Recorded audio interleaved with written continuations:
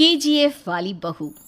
निर्मला जी के बेटे सुमित की शादी नव्या के साथ हो गई और निर्मला जी बहुत खुश थी क्योंकि बहू रानी दिखने में बहुत खूबसूरत थी और नेचर भी अच्छा था। निर्मला जी का बहुत अच्छे से ख्याल रखती थी, कभी किसी से झगड़ा नहीं करती थी।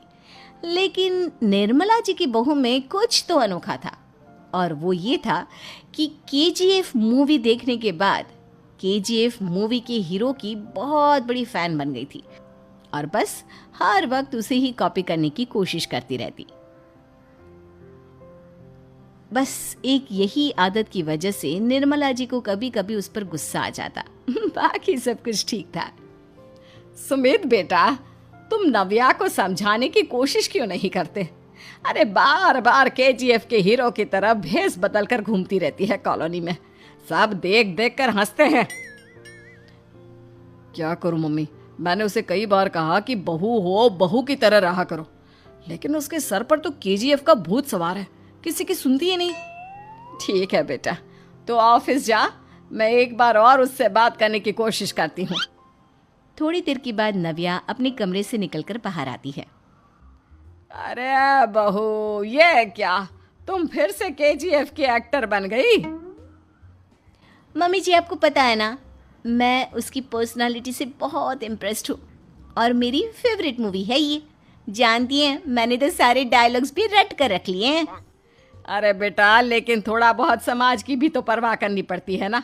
तुम इस तरह घूमती हो, सब लोग क्या सोचते होंगे, थोड़ा तो डरा करो। मम्मी जी, डर होना चाहिए और दिल में होना चाहिए, वो अपन के नहीं, सामने वाले के दिल में होना चाहिए। अरे तुम फिर से केजीएफ के डायलॉग मारने लगी।